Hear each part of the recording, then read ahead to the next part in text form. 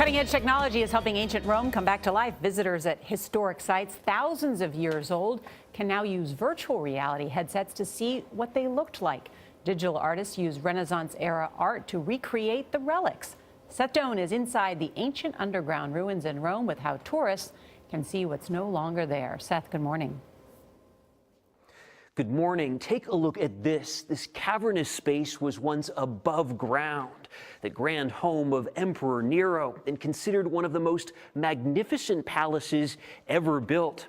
Its name, Domus Aurea, means the golden house. It's hard to imagine that it was once colorful and flooded with light, but now modern technology is allowing tourists to peer into the past. 2,000 years ago, this labyrinth, now under the city of Rome, was the sprawling home of Emperor Nero, stretching the size of 3 football fields.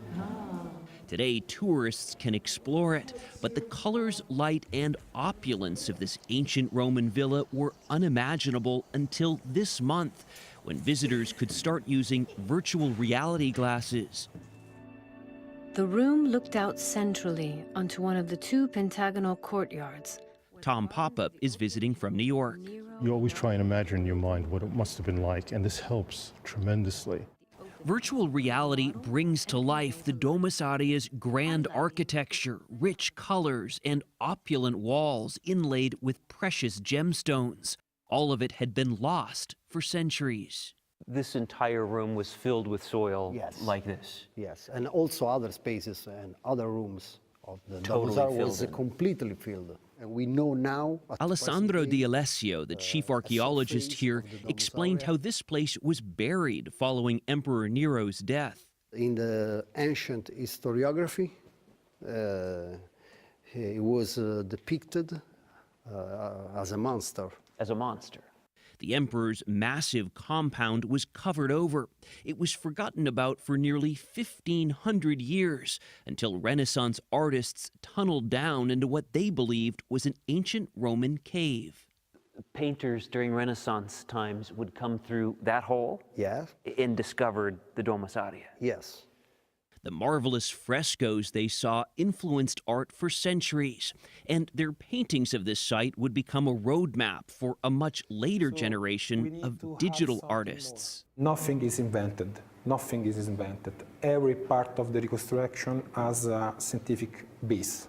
We have the gold. Raffaele Carlani is an architect and graphic designer whose company, Catatexilux, painstakingly created the virtual reality show. And you recognize from this shape, this really strange shape here.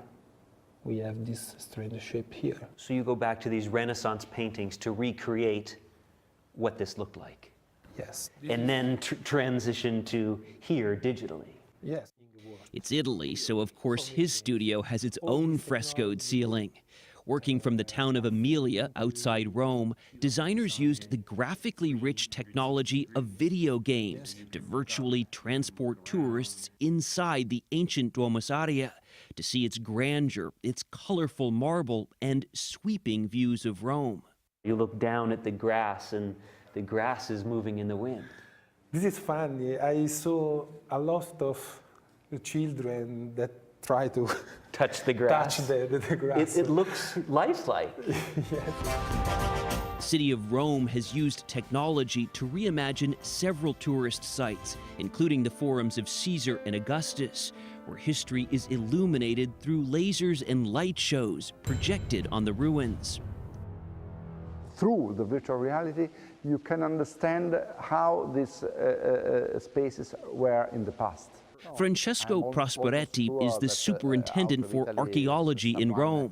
He was the one who pushed to use virtual reality here. It is something that nobody can imagine before. It's interesting, this concept of using modern technology to understand ancient history. To get closer to these things of the ancient past, the only way is to use technology. The architecture and paintings here influenced the likes of Michelangelo and Raphael. Excavation work here continues. There is still another 30% of this palace to be unearthed.